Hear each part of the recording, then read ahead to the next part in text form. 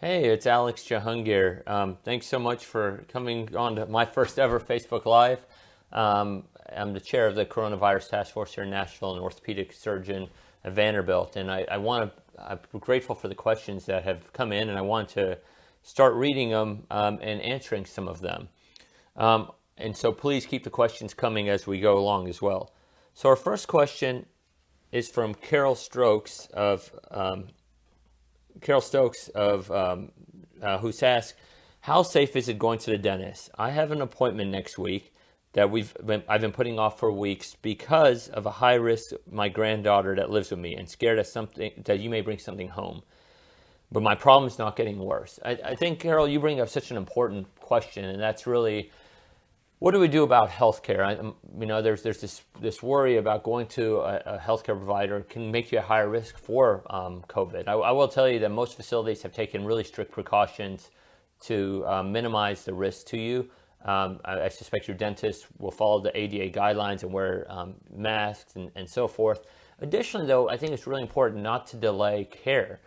We've seen an increased number of people die of heart attacks recently. I suspect the dental world has seen an increased number of issues. So you really need to not delay care, but I understand your concern and make sure you ask your dentist what precautions he or she is taking in order to protect you. And if you're not comfortable with it, find someone that is doing what you want. So thank you for that question. The next question is from Rachel. And Rachel Vaughn asks, do you really think it will be safe for kids to go back to school even with all the precautions? Here's the one thing I've seen. I had an opportunity to chair with Dr. Battle of National Public Schools a committee that involved parochial schools, charter schools, private schools, and metro public schools. And what I'll tell you is each school system has its own context, right? And National Public Schools has 160 facilities. They have 90,000 kids. And so what may work for them is probably different than what may work for a private school. And I think the private schools and other schools are really thinking about what's the safest way to get through this for all families and kids. And I think that's one thing I've learned is that they are really paying attention. Now, the school that your child may go to, and I have 3 school-age children, and we're going through that process. I don't know if their school will be open yet or not, is find out what the plans are for your kid's school. As far as cohorting students together. You don't want kids to be mingling back and forth. You want them to be able to be in a constricted area so that if, heaven forbid, one kid does get infected, and you should assume at some point somebody's going to get infected, there's a great plan that hopefully only isolates a small portion of the school. And that's the other part of this that I'd say is know your school's plan. Know also that there may not be assemblies. There may not be parent-teacher conferences in person. There may not be sports. I think and your kid may need to wear a mask or have barriers to minimize the risk. So there are things, I think with the right precautions, I do feel comfortable sending my kids to school, but I have to know what those precautions are. And I hope that answers your question. The next question is from Chris Butler, who's asking, why aren't the bars on Broadway that are restaurants closed? And why are party buses, pedal taverns and all able to operate, and why are tourists able to come in and not wear a mask? All superb questions, Chris. In short, let me start with the first one. Restaurants and bars are currently as we had them in phase 1. Restaurants are 50% capacity and bars are closed. And part of that is restaurants do provide a service of food that is essential and with social distancing and so forth, we can all we understand that. Now, the reason we closed our bars is that's where our clusters were forming, and because our clusters were forming there, we shut those down, and we're already starting to see a trend where the numbers of clusters from those things are heading downward. Regarding the pedal taverns and those types of things, those are currently operated by the state. They're licensed by the state, and the city per se doesn't have a ability to regulate them, but we are working with legal to see if there is something we can do, if need be, around those. And I believe another similar question also is from Jared is, why do you think the Broadway honky tonk should be closed? And I think, as I just mentioned, is we saw an increased uptick in clusters. We had 10 bars in one weekend that had clusters of cases. And we saw this not just locally, but nationally, you're starting to see that. And so this was a way to mitigate it. And what we hope moving forward is, instead of saying we're going to roll back to a full phase 1 or phase 2 or whatever, we're going to be strategic as to what are the areas that are causing infection and going from there. So I hope that answers your question. Next question is from Tammy Cook, and Tammy is asking the following. We are asked to wear masks, but disposable masks we buy state that they do not protect against coronavirus or other viruses. Do masks protect against COVID? And if not, what kind of mask should we get? And then her second question is, will wearing a mask cause our immune system to get low from not being exposed to outside germs? Tammy, I appreciate the question.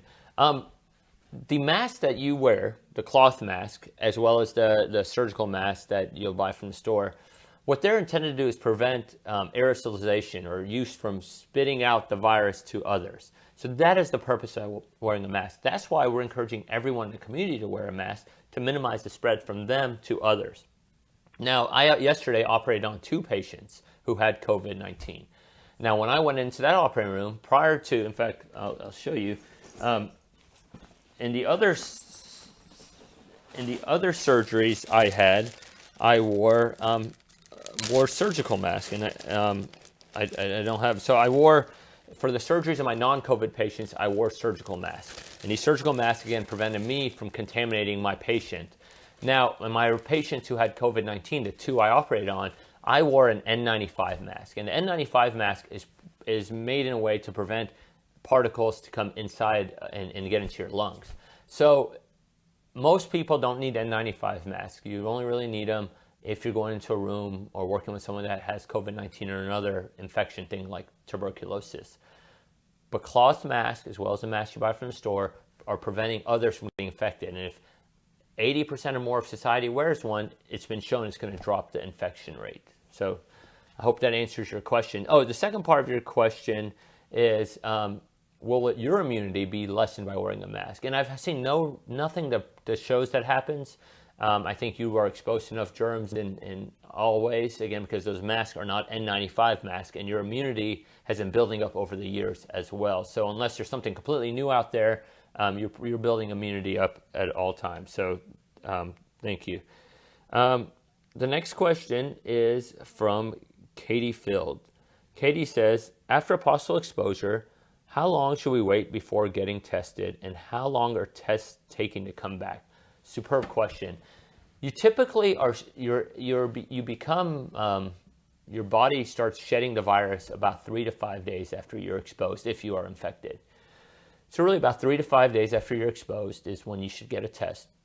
Also, at that point, it depends on the lab you go, but most labs are now taking. Excuse me, I'm going to charge my phone for a second. Most labs are now taking as 24 hours to about 2 or 3 days to get the result. And you can look through the lab portal or call a results line, depending on where you get your test to get that. So most labs still take 24 hours or so to turn around, maybe longer. In that meantime, you should probably self-isolate and just prevent from being infecting others. All right, Linda writes, how are you going to slow the pandemic when people do not care or believe the virus is real? Simply put, they do not want the government to tell them what to do. Well, Linda, I think this is where personal responsibility comes into effect. I understand you don't want the government to tell you what to do, but you know what? You probably don't want your grandmother to die, or you don't want your loved one to be hurt. And so what I would encourage everyone to do is don't listen to the government, do your own research and look at credible sources of where the information is coming from.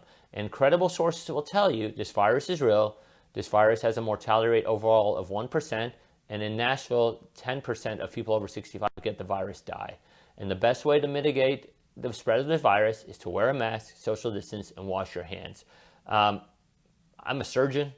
I'm not a politician. I'm not a media person. I don't know how to spin messages. So I can't tell you how to get someone to believe something, but what I can tell you is I'll give you the facts. I ask you to look into them at credible sources yourself, and hopefully through that we can solve this together. So thank you for that question, Linda. Eddie Ballard, can mosquitoes carry the virus from one person to another? You know, Eddie, that's a great question because mosquitoes are big vectors for many things, and malaria being one of them that I think is most famous. This virus is not in your blood, it's airborne. So right now, mosquitoes have not been shown to be a vector. So that's at least one thing to look forward to. But the problem is it's in your lungs and it's aerosolized, and there's more people speaking than there are mosquitoes getting things affected. So that's why this virus is so potent right now. The next question is from Craig Browning, who says, since contracting COVID 4 months ago, I still absolutely have zero taste buds and zero smell sense. Will it ever come back? Craig, I'm sorry you're going through that. And the short answer is I don't know. We're learning so much about this virus, and that's one of the things that I've heard that actually from someone else yesterday or today, that their sense of taste and smell has not come back. So I hope it does come back. I don't know. But please, I love, you probably will be somebody who medical professionals will communicate with to see if and ever they do come back. But there may be long-term lingering effects from this virus that we still don't know about. Now, I have a question from Nita Lamb, who asks, I see many people wearing masks which do not filter the expired air. How effective are these masks? You don't actually want the filtered air to... the purpose of most masks are to avoid you from spreading your virus out to others. Only the N95 is what you need to protect yourself. And again, I wore N95 for probably 5 or 6 hours yesterday while operating on 2 patients. I don't need it to be expired out. It's just they're very effective. I felt very protected, and that's expired air is not something I've heard many people discuss. But thank you for the question. Now, Tiffany, Cheryl asked, why are the children going back to school? You know, I think, Tiffany, that's a question that I think you need to ask your school system. I think as a parent, it's important to know the facts, to know the risks, to know what your school is planning, and to know that your educators are using best practices and evidence to make the right decision for you and your family. And I think it's a superb question you're asking, and as I mentioned earlier, I'm having the same conversations in my family, and I can't answer why children per se are going to school, other than say there are benefits to school for kids. There are benefits. The kids, fortunately, are less inclined to have really negative effects from the virus, but they can still be infected and carry it on to their loved ones, and so it is something to think through. All right. Now, Tiffany Holt asks, my dad is positive and I just finished my quarantine. He needs me to assist him as he's out of the hospital. Can I get his virus again? You know, Tiffany, it's a great question. As I mentioned, I think earlier in the segment, we don't know with certainty if people can get this infection again. What I will tell you is, if your father is out of the hospital and he's been deemed cleared, and deemed clear means he's not showing any symptoms for 3 days, at a minimum of 10 days. So days 8, 9, 10, no symptoms, and he's cleared. Or he has 2 negative COVID tests. If those are the reality, he in theory is not shedding the virus anymore. And he probably has antibodies, and you may have antibodies. So I hate to tell you, there's no chance of you ever getting this virus, and you may get it from someone else. But the probability of you getting it from your father once he's been deemed clear is much lower than probably somebody else, because he now has the antibodies to protect against it. So I hope that answered your question. I'm sorry your father has to go through this, and thanks for helping him. Joe asked, when do you think this virus will end? You know, Joe, I ask that question myself pretty regularly, and I think the short answer is this is not a virus that's going to just phase itself out. I suspect this virus will end when the vaccine comes out. Really interesting news I read right before here is that there is a clinical trial that's happening in this country that has now entering phase 4, I believe, which is where they're really passing it around to a lot of people. So, or maybe phase 3. 30,000 people are now going to get this vaccine, because the hundreds that got it in the previous phase seem to show immunity. So this is really fast for vaccine development, and I hope it continues to develop this fast. And if it does, gosh, man, if we can get vaccines to people by early next year, maybe we can beat this vaccine soon. So hope I'm with you, Joe. Hope it happens fast. Katie Higgins asks, what, with the largest number coming in 11 days after the mayor closed the bar, do you think they still need to be shut down? I think that's a great question. The life cycle of this virus is 14 days. So these tests, let's say they came 3 or 4 days ago, the impact of the bars closing and of other places closing hasn't fully been shown. However, what I can tell you is in our contact tracing, the number of people getting this at mass gatherings, at bars, has dropped from down about 4 or 5 percentage points, which is really good. Still, the number one place to get it is from household contacts. So your roommate, your significant other, your kids. That's 20-something% are getting through that. So we need to watch that, and that's why it's important if a loved one has it to self-quarantine, to isolate. But it is we need to see how it goes. So I hope after the mask mandate, which is being enforced more aggressively starting tomorrow, the police will be on Broadway giving out $50 tickets and citations. I hope we now will start seeing behavior change, which will allow us within 2 or 3 weeks to really start seeing an impact on this virus. Sarah Higgins asks, how bad does it have to be before we roll back? You know, the one thing that I'm really looking closely to, Sarah, is death rate, mortality rate, which is staying stable at 1%, but it is still going up. So because our numbers are going up so much, death is still staying at 1%. So people are still dying from this, 11 over the past few days. The other thing is hospitalizations. Our hospital rate today is 199, which is higher than it's ever been. Fortunately, we're in a city that has a lot of hospital capacity and bed capacity, which is good. And so those are things we're looking at. I'll tell you, if you look at Memphis right now, they're having a lot of problems with hospitalization. And so I think it's really important for us to be very careful about that. And again, I hope, and I know Mayor Cooper hopes, we don't have to roll things back at just a block, and that we'll be strategic in how we approach things. Now, there's a question from Heather. Would you suggest that anyone has flown on a plane to quarantine and test, and how many days how many days after flying should they test? I don't necessarily think if you've flown you need to quarantine. I think I would recommend if you do fly, wear a mask. Maybe you consider wearing an N95 mask, which prevents the virus from coming to you. And then if you're worried about the virus, get tested. And as I mentioned in an earlier question, it takes about 3 or 5 days for the virus to show up. Also, if you go to an area that is really dense with the infection, you may consider that as well. But just because you've flown, though, in isolation does not mandate that you should get quarantined. Now, Leanne asks, what is the best way to quarantine from a person who is positive in your home? Can you share a bathroom? It's a really tough question. I think, first of all, you can share a bathroom. I would make sure you maybe have extra wipes and ways to disinfect the handles and other things. Maybe give some time after that person has used the bathroom to allow the air to circulate. Maybe have the fan on at all times to circulate. And God, it's a hard question to answer. I had a friend that literally locked herself up in her bedroom for almost 2 weeks, and her kids looked outside the window, and it's not easy. And this is why household contacts are still the number one way people are getting this infection. So I hope that answered that question, but it is very hard. Let's see. I think that may be all of the questions that I'm seeing. Oh, here's another one. Thank you. Laura asked, how safe is it to get takeout food drive-through restaurants?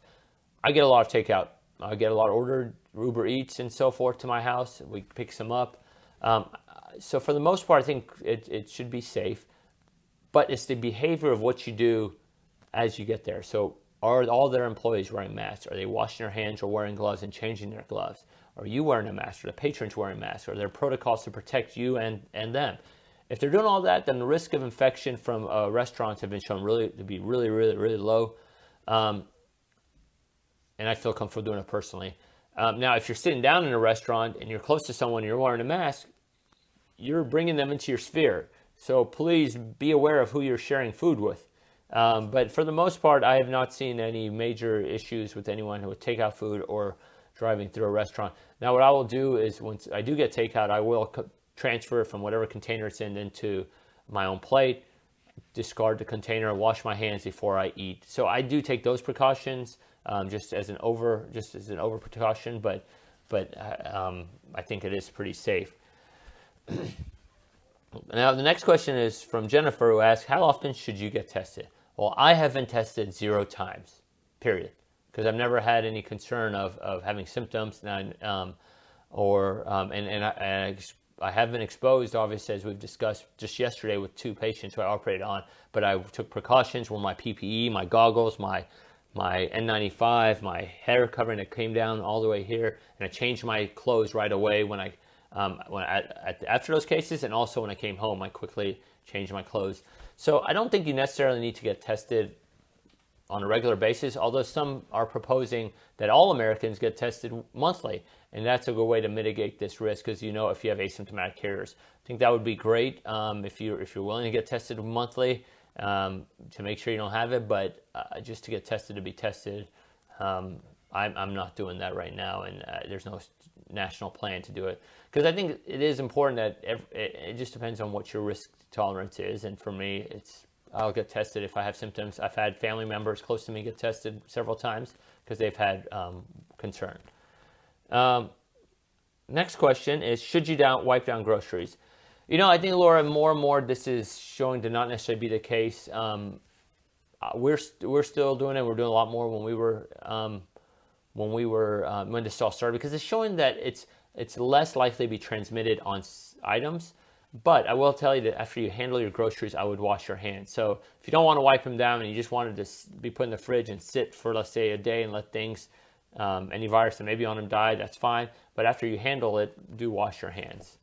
All right. How effective do you think air purifiers are to helping control the spread? I don't know the exact number here, but I would think that especially air purifiers are like HEPA filters and higher filtration are good to filter out this virus, especially as it's discussed this virus is aerosolized now. It's in the air. So I think filters are not a bad idea at all. All right. What about construction sites? Are they at risk? Mitzi, I'm so glad you asked this question. Construction sites are really high risk. We've had several outbreaks in construction sites. We continue to see high numbers of construction sites, and I think part of that has to do with how a construction site operates. People are not social distancing. They're not wearing masks. They're in really close quarters working on things. When they're taking breaks, they're sitting close to each other and mingling.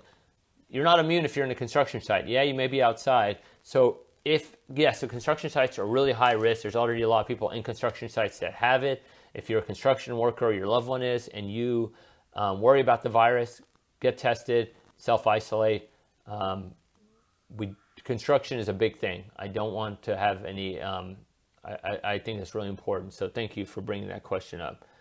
How safe are beaches? I think, actually, for what it's worth, I've been to the beach once this summer, and I'm going again in a few weeks. But I think the key for this is this. I'm staying in a place that's less dense. So there's not a lot of people around. We're not going to go to a bunch of restaurants, or any restaurants for that matter. We're going to cook in our little small house we've rented. When we're setting up our stuff at the beach site, we're not going to get in a dense area. We're going to space around across the beach. So it can be safe if you do it right, but if you go out and go get crazy and get close to people, and you do it in Florida where there's a lot of infection right now, you may have a high risk of being infected. So it's okay to do it. I'm doing it, but I'm doing it with precaution. So I hope that helps answer that question. Dina asks, if someone tests positive and then 14 days later is tested again as positive, does that count as 2 positives or 1? This counts as 1 positive because it's already in our system. What I'll tell you is that's where it gets a little tricky of how long does it take to clear this virus. There have been studies that have shown that people, it takes them months to clear the virus, and the virus they're shedding at 2 or 4 or 8 weeks is dead virus. I don't know if all that's been proven out yet, but it only counts as one positive, or I think is the point of your question. Cheryl asks, what should you do if someone tests positive at your work? Cheryl, I think it really depends on what is your involvement with that person. Are you in a really, really small office of a few feet and you're both not wearing masks and you're this close to each other for 8 hours a day? If that's the scenario, I think you should self-isolate and go get tested. If, however, you're in part of a bigger office setting where you have just occasional contact with that person, I think the recommendations are to monitor for symptoms and get tested immediately if you have any hint of a symptom. Otherwise, just be careful, and there's no reason to shut a whole workplace down per se unless there's a reason that one's worried about much broader transmission. The next question is from Barb, who asks, how can we safely have our 21-year-old son come home and join us for a family vacation? Well, Barb, it's a great question. I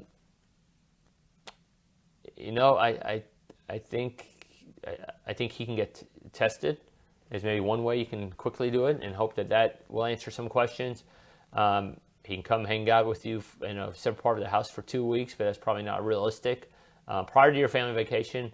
But I think perhaps he gets tested before coming down if that is a worry for you. Sherry asks, why does mask and heat cause blood sugars to spike? I'm not sure I know that study or have shown that masks cause blood sugars to spike. So I don't know if I can answer that with any knowledge. I have not heard of that happening. So I don't want to, I just can't comment on to that. Sam asks, if a person with asthma can wear a mask. Sam, I would have you speak with your provider, your physician or advanced practice provider. If you can wear a mask and it doesn't stimulate your asthma, I would wear a mask. So absolutely. But those are, again, our mask order does have exemptions for medical conditions. So I would speak to your doctor and do what's safest for you. Thank you. All right. Well, I think those are all the questions I am seeing. I'm grateful to all of you for coming on here. Just trying to check one more time if there's a few more questions, because I really want to try to get all of the questions answered. And let's take a look. I think that's it. But I do want to end with this. I'm very grateful that what everyone has done. I know this is exhausting for all of us, but we as a city have flattened the curve before. We need to do it again, and it only works if we do it all together. So again, I'm very grateful to all of you. I know this has been hard, and I look forward to being able to join you again in the near future. So thank you so much.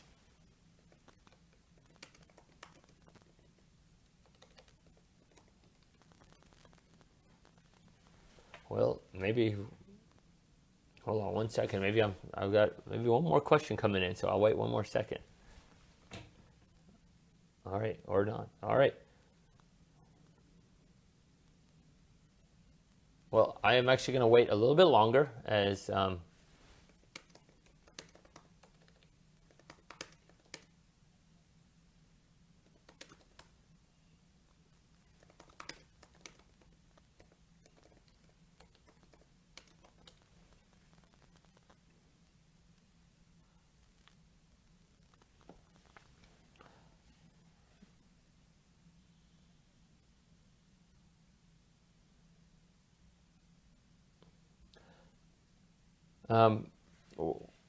I do want to say, so I think there are some really interesting studies that have come out. I think there's some studies right now that have shown from, the impact of wearing the mask. The Surgeon General, the Assistant Secretary of Health, as well as Director of CDC today just said if you wear a mask, we may be able to mitigate in the next 6 to 8 months the impact of what this virus has caused in our country. So I really do think that there are some opportunities to get beyond this and get us ready for the vaccine. So I think that is a really important message to deliver. Also, the economic impact that we have seen, from this has been really tremendous. But again, the Goldman Sachs study I mentioned earlier, 5% reduction in GDP will happen if people don't wear masks. So $1 trillion. So wearing masks will help save our economy. And there's a question about what type of mask makes a difference. And I think what is really important is a cotton mask. So I'll show you my mask collection here. I don't have an N95, but I use a lot of these disposable ones, which are great. I also have some superb cloth ones, including one that I just got during the hot chicken thing. This is a great one. This is worth the wait. And I think what the whole point of masks is to prevent you from spreading your germs to others. So this cloth one, it's a Princess Hot Chicken cloth mask, works very effectively to minimize the spread of this virus. So I think for most people who aren't in healthcare, a cloth mask like this, a gaiter, one of these disposable masks are all really important. Again, as I mentioned earlier, I operated on 2 patients yesterday who had COVID-19. And in those scenarios, when you know you're being exposed, N95 masks are critical. And so that's what you really need. Now, a great question is, how long will you be immune if you have COVID-19? And this is a question nobody knows the answer for. There's now been some reports of people being reinfected. And what we don't know is there immunity going down to getting reinfected, or has the virus been dormant and now flares itself back up? So part of this virus, because it's so new, we don't have the answer. If you think about the annual flu, you need a new flu shot every year, because every year the flu changes just a little and your body loses its immunity. Or is this going to be like a virus like chickenpox, that you get the chickenpox vaccine once and you're covered, or mumps and measles and rubella, another virus like that, another that vaccines can only need once. So it's a great question about how long will you stay immune, and I don't have the question.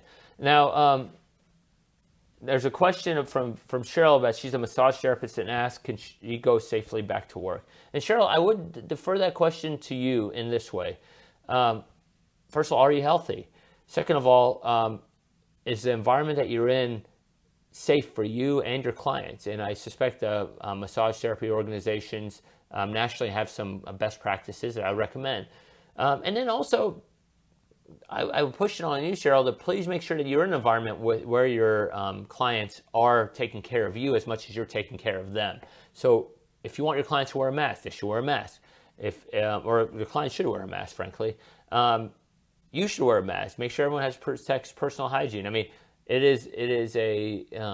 you're in close contact with someone for about an hour, so there is risk. But I think you should best try to figure out what makes sense for you. Thus far, in the city, there have not been any cases, or many, if any, from massage practices. So thank you for that question. Laura asked, do inhalers such as Braille help you get COVID? Well, there has been some discussion, and I assume, are you referring to I've gone blank on the inhalers for tobacco, the vaping. And I've read some stuff that, a lot of younger people are actually getting it because they, I think, are sharing the inhaler. That's not a good idea. And also taking in and then exhaling. The exhaling will spread the virus. So I think that is something to be careful about. Now, Tara is asking if there is any way that the city will shut down.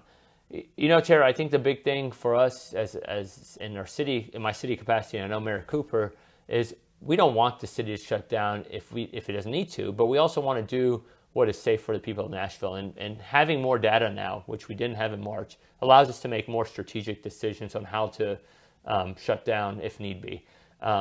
Example being the bars that we closed a couple of weeks ago.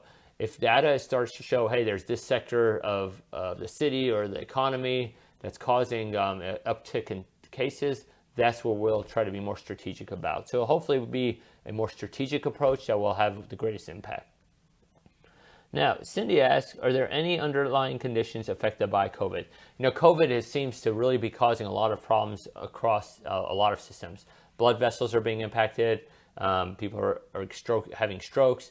I suspect it impacts diabetes, obviously lung issues, autoimmune people. So there are a lot of, when I report deaths every day, I actually have a little bit of report on each patient, and a majority, if not almost all of the patients that actually have died have had an underlying condition. So everything can be a risk with COVID. The question then is, do you worry about Tennessee becoming an epicenter?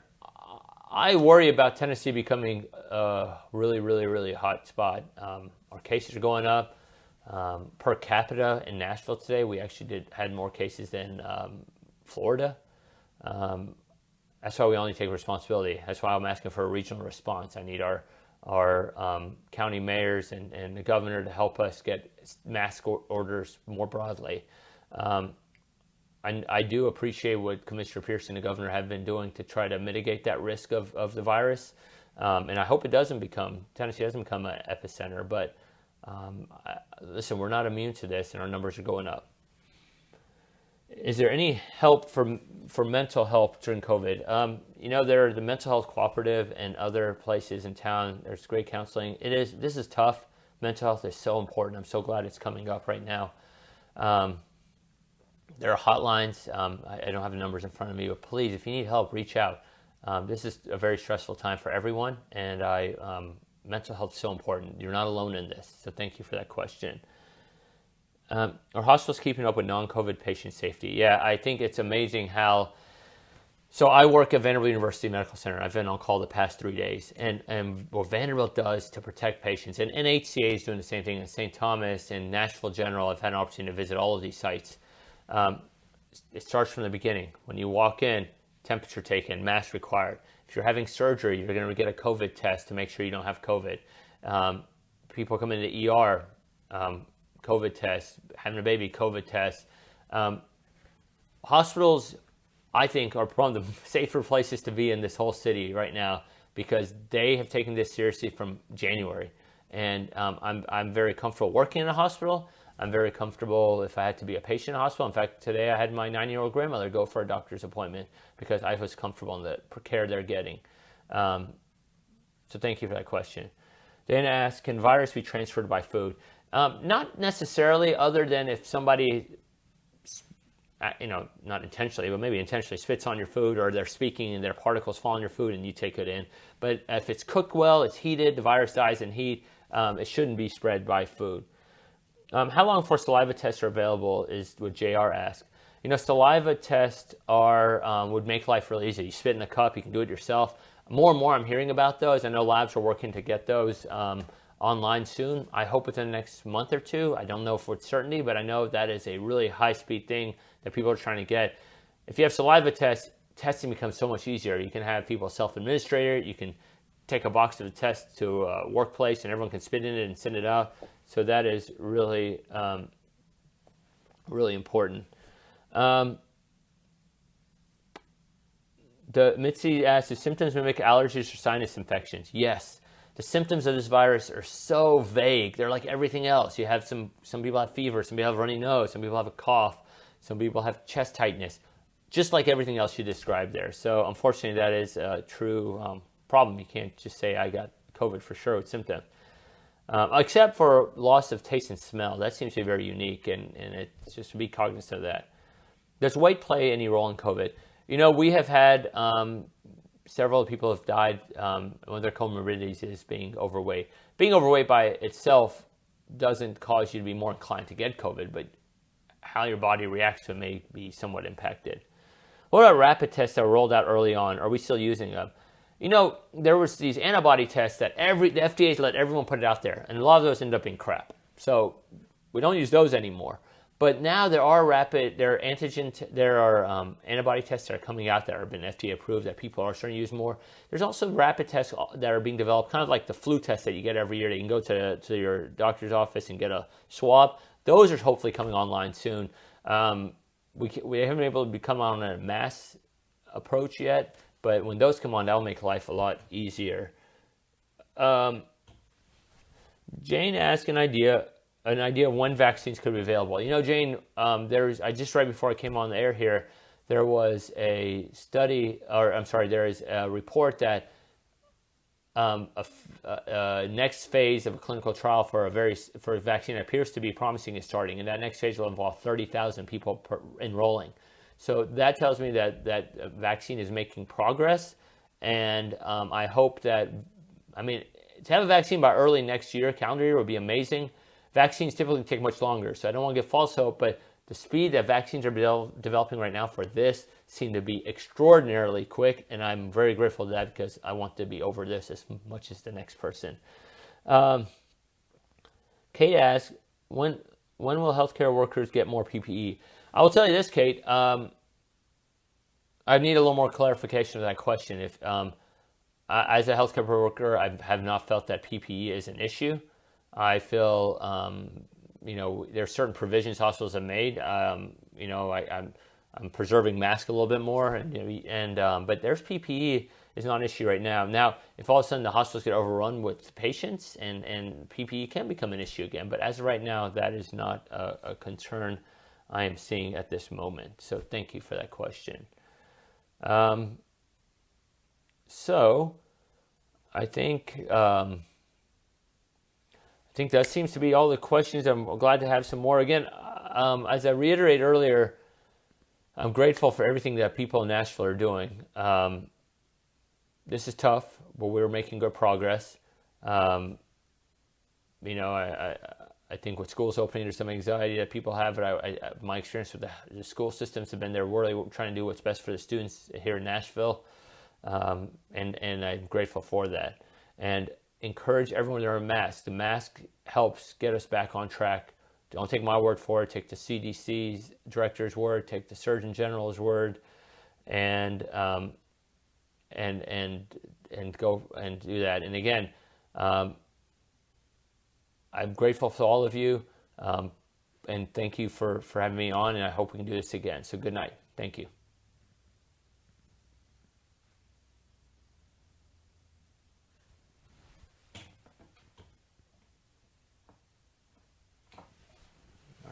Bye-bye.